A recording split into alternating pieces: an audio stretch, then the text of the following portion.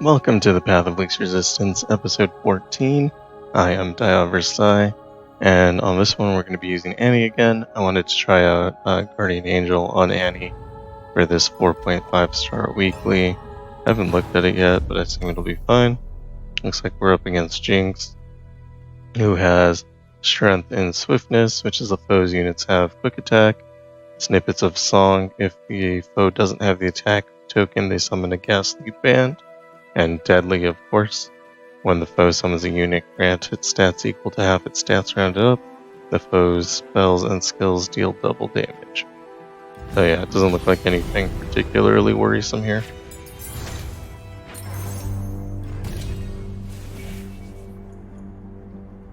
You can take Bouncing Blades, they'll do a little bit of extra damage every round. Seems fine.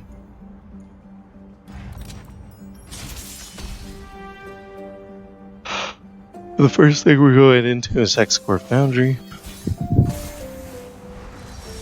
We have an Annie in hand, we'll try to get a second one. And Hexcore Foundry's ability is working overtime. A rare game start, the foe summons a Hexcore Foundry, their cards cost one less. Probably end up taking some damage here, but should be fun. We do have to think about the extra cards we'll have in hand.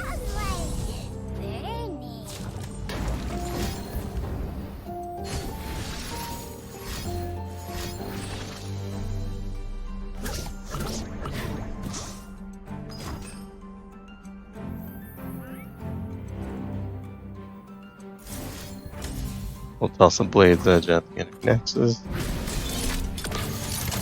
And when this Annie dies, she should respawn, giving us 2 more warning shots.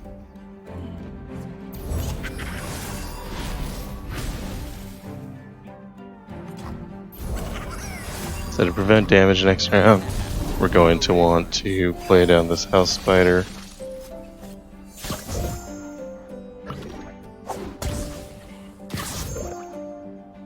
We don't quite have enough damage to kill. We're gonna play the House Spider and then Guile the Strongest, I think, is the best plan here. Although Blades edging one of the units and Guiling another might be just as good. I think we're gonna go with that. 2 lefts, then a right. You don't have much, but it's enough. I should have used Guile first because I knew this was gonna happen, and I didn't because I am stupid. I forgot the elusive map item was fast, or burst rather.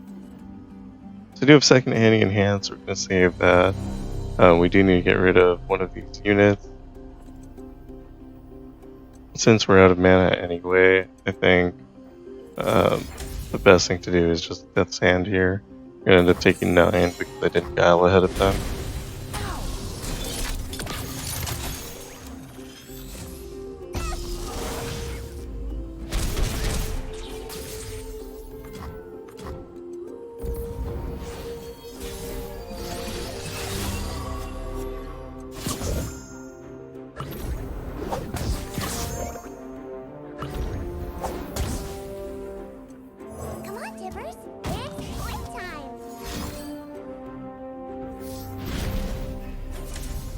I'm gonna drop Annie and finish off with the Blade's Edge. We ended up taking 16 damage here, which is a lot. But some of that was unavoidable. They played a lot of elusives, and there were buff caps. And some of that was from a misplay. We could have saved 6 damage there. Take Boom Kurugi as a Poro. That'll give us like a little bit of extra burn damage at the start.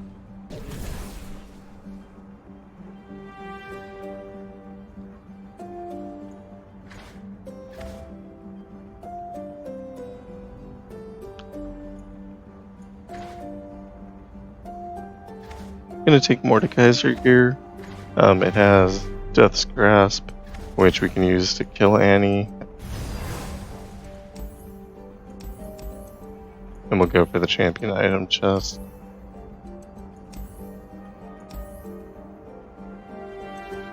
I think Fleet Admiral Shelley should be easier than Legion Marauder.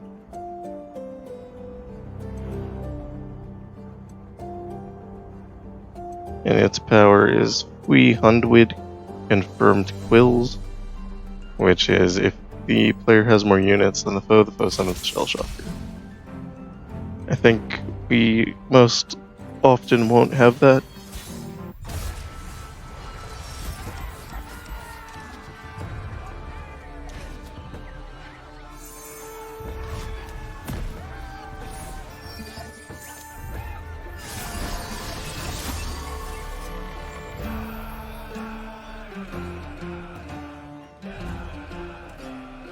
We don't draw Annie, so we're gonna have to be defensive. I'm just gonna drop out Spider here. We lose one to Parlay.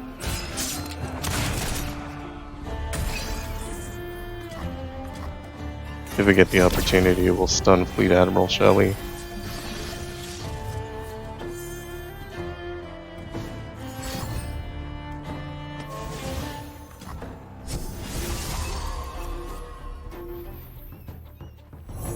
And we'll do it with the Spell Slinger so that we can block one of the other units here.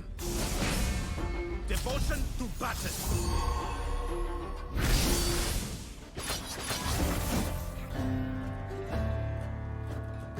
Both of these are going to die, we can't do anything about it, but we can do 3 damage to the enemy nexus here with our Blade's Edge. Stings.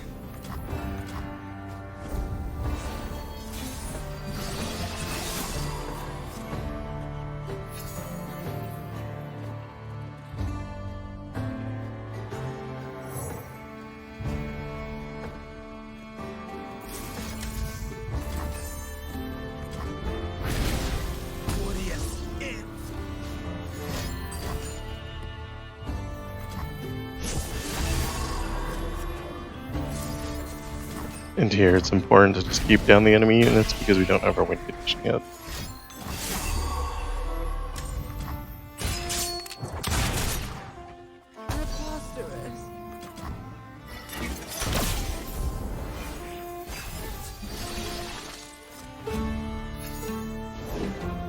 And we do finally get Annie. A lot of choices on how to play. I think just putting her down is probably the easiest thing. That'll let us block Jack the Winner here. We can also use Disintegrate plus Blade's Edge on this Fleet Admiral Shelley. We have to order that correctly. And that'll remove that. We still end up taking 7 damage here, but I don't think there's anything we can do about it.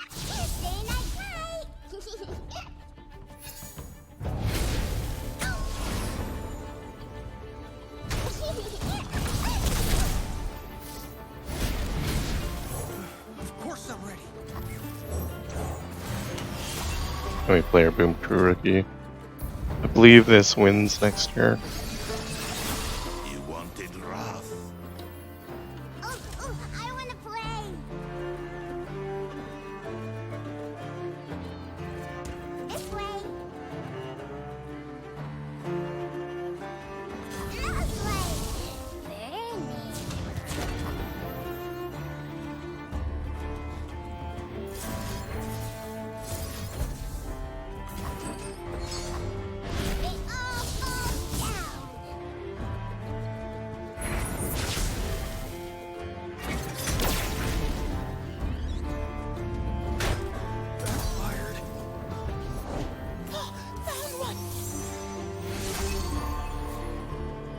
And then now, as soon as we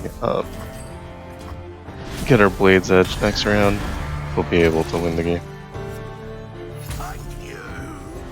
Experience grants wisdom and strength.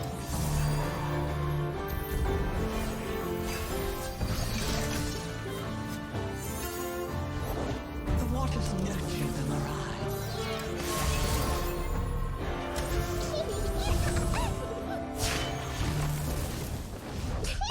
Where there's fire, there's shivers!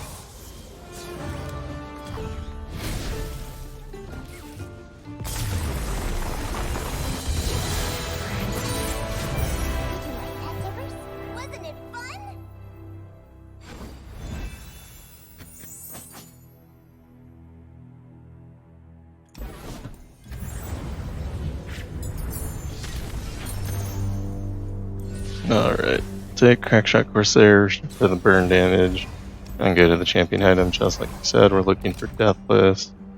We'll spend a reroll here because I don't really want it to leave. And we do find Deathless. I think Patch Porobot's going to be a little bit harder than Battlesmith because we can block here. And I think this can go, Patch Porobot can go wider faster.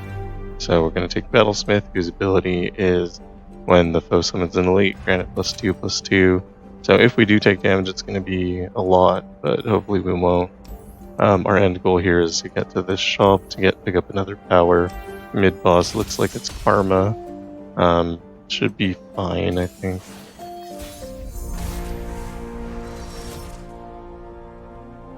Oh, we're gonna just get rid of everything in our hand, trying to get Annie.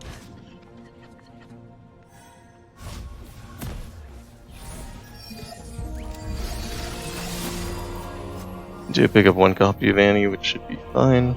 Let's go make some friends, Tibbers. You can count on me. I can do this. I'll play down Boom Crew Rookie. We could attack with it. If we do, it'll die, but it'll do 5 extra damage. And I think I'm willing to do that here.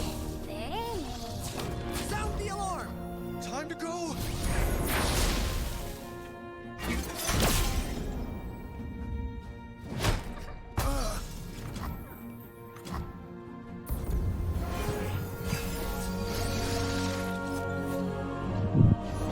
We have both Guile and Spellslinger to stun the threats. It's Kythera, Annie. Hey, Tibbers. I'll turn the tide. And on their attack, of course, we block with Annie to trigger Guardian Angel and Deathless here.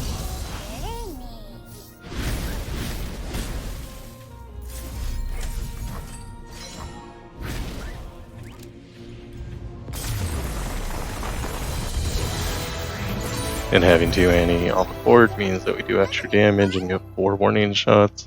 This is kind of the setup that we were looking for, so I think we're in a good spot going forward now. Take the Trifarian Assessor because it has mana deposit on it. We don't plan on actually playing any of these cards. Another choice might be Cunning Kitten just because it's low cost and we might be able to use it as a blocker more easily. We never take Steam here. I'm going to take Cunning Kitten. I convinced myself. Then we go to the shop. We could take Pirouette. Pretty strong. We don't want flexible game plan because it'll cloud our hand. Crowd our hand. Clog our hand. One of those words. Could take Focus or Recursion here, so we can play a spell twice, but I think overall it's either going to be Pirouette or nothing, and I think Pirouette might be better than nothing here. We'll get rid of our worst card, which I believe is the Prefect here. Karma has Guided Meditation. All players start with 10 mana gems.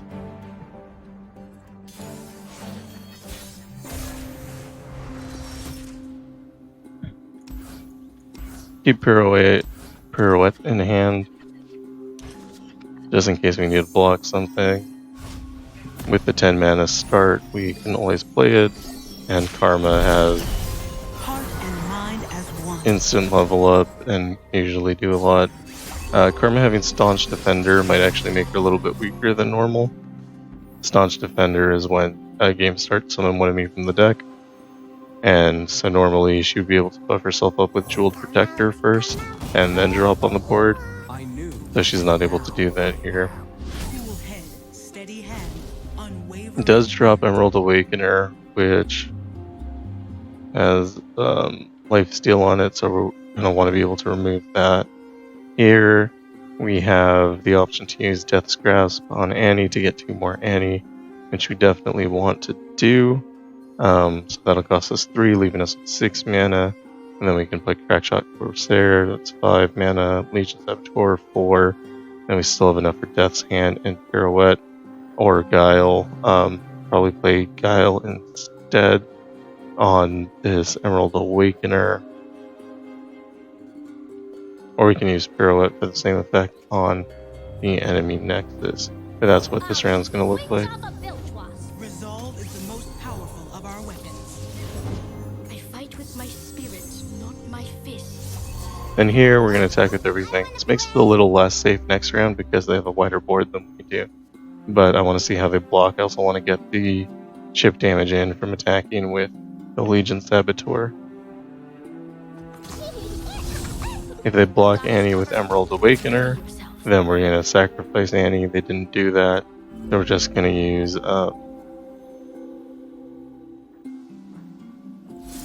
Death's Grasp on Annie here to hit the Emerald Awakener. That way it'll remove it from the board. It'll also give us 2 more Annie on the board, which means that these spells are going to do a little bit more damage. The balance.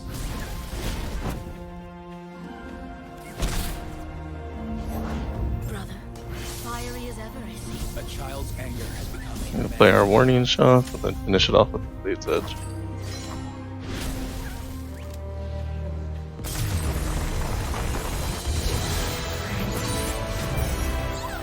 Let's go make some more friends.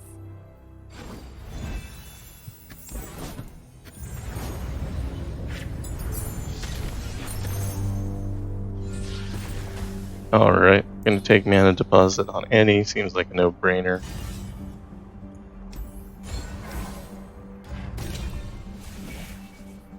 And here, we want something else. Second Bouncing Blade seems fine. So we'll take it. If we had like created cards cost less, that would be good, or Spell Slinger would be probably better. The gold chest up here, we don't need the gold. And Usari is probably stronger than Kindly Tavernkeeper. So we're going to go through Kindly Tavernkeeper. Its power is Long Rest. Round start, all players start with a mana gem, and the foe's units have regeneration. What this means is every round you just get an extra mana gem, so things progress a little bit faster than normal. And you can take more expensive cards in your mulligan.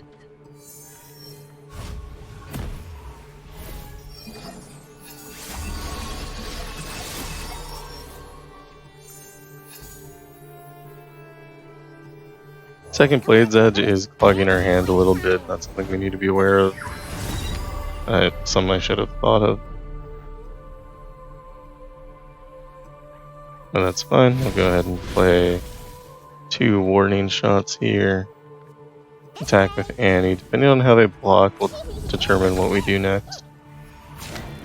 So they block with the Ephemeral unit, which makes sense.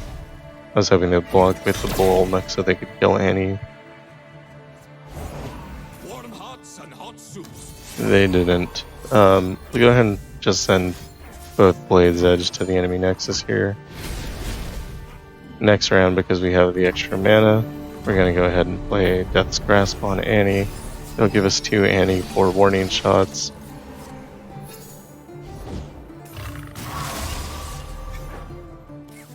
But we do need to get some cards out of our hand first.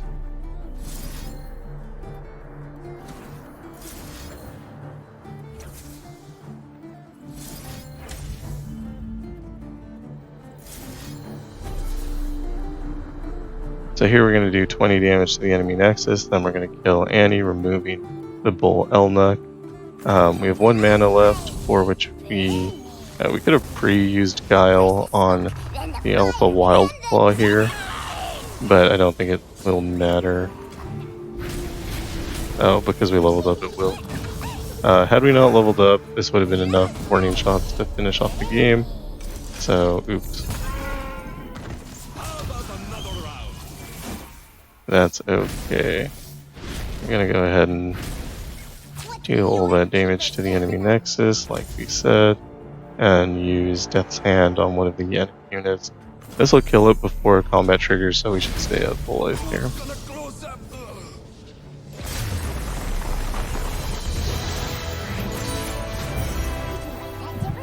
Was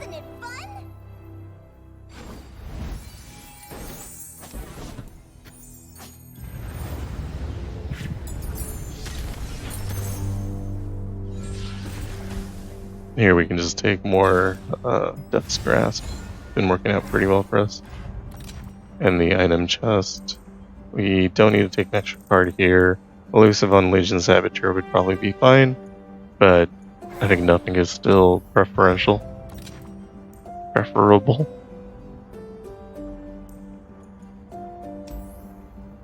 So here we have the option to take Spellslinger, and that's great. And between Horns of the Dragon and Bar Alley Barkeep, I'm going to take Bar Alley Barkeep just because I want this shop here. And Bar Alley Barkeep's power is Bar Fight. When a unit is summoned, shuffle its stats.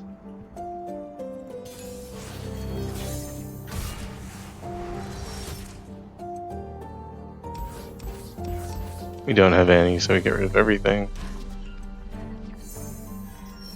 Bar Alley Barkeep, Back Alley Barkeep.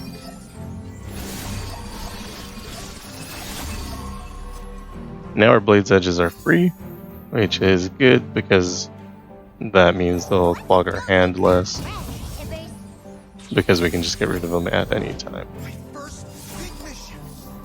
And we learned last time they're just going to block with the Ghastly Band. So we're going to go ahead and just spend our cards here. We get Death's Grasp down to free. And we can use it to get rid of the Back Alley Barkeep.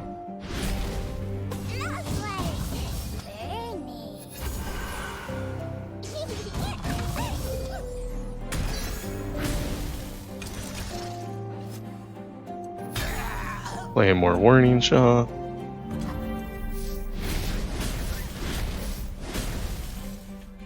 We can use Legion of the Sever something. And give Deathless to our rookie who we are going to attack with. It won't matter because they're dead anyway, but it's good practice.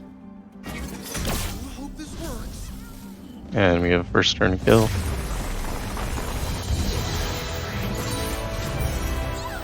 Let's go make some more friends.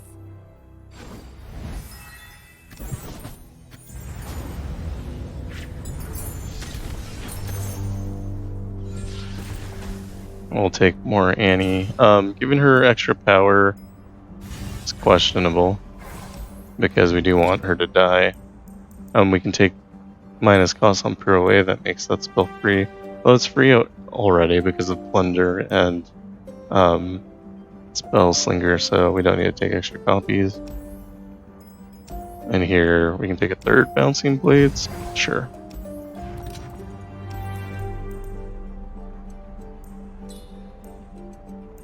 Our worst card is Cunning Kitten. And then we go into Jinx.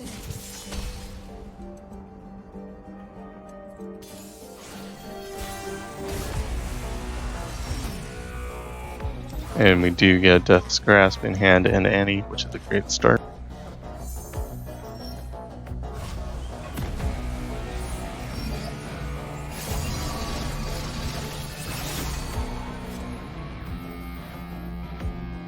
So, like I said, we do need to spend the Blade's Edges out of our hand before we drop Annie, but we can do it, or we have to spend at least one card. So we're going to go ahead and spend this Guile first. And stun Jinx. Might have been better to stun the Ghastly Band, that would force them to block with something real. And we'll drop Annie, we have no space for the 2 Warning Shots. Which will let us play the 2 Warning Shots. And here, I think the best thing to do is going to be to kill Annie to remove, honestly, probably Jinx. I should have stunned something else, but that's fine.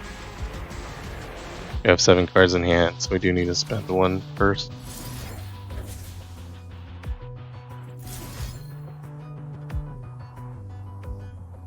There is an option to clear the board. I don't think we can win this round, So just getting rid of everything on the board seems like that'll keep us safer next round, although they're going to be able to basically fill it anyway.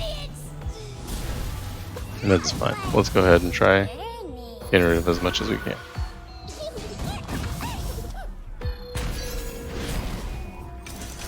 We're going to end up doing a lot of damage through the warning shots anyway.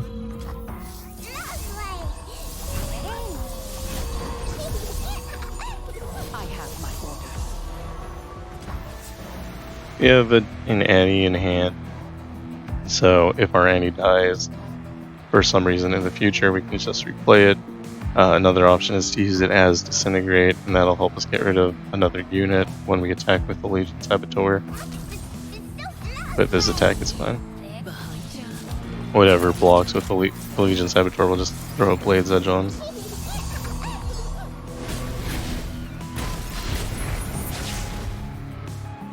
I think we would have gotten him down to 2 if we had just thrown all our Blade's Edges at the enemy nexus instead of at the units. It's kind of irrelevant at this point. We're just going to throw 3 Blade's Edges at the nexus, and then that's the whole thing.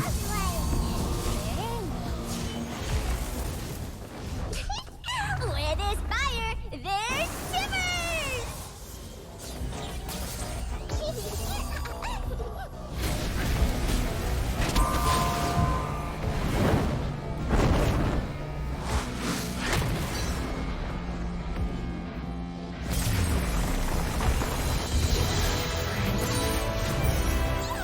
So I really liked how Guardian Angel performed there. Obviously augmented by having 3 copies of Blade's Edge. But I mean, it was working really well before that happened. As soon as we got Deathless on Annie, it really doubled in value as well. Deathless is something we're usually seeking to get on Annie, regardless. We do get a gold vault here. And we get some pike fragments. That's cool. I want to try him out. I haven't played a lot of him since the rework. Anyway, that is it for this episode. The next thing I think I'm going to try to do is play Caitlyn into this Lysandra 5.5, just because Caitlyn's new. Although round end do 2 to all the players' units probably makes that not really feasible. So we might just end up playing Annie for this 5.5, although I think Lysandra probably has like 99 hit points, and Annie doesn't really deal with that well. I'll think of something.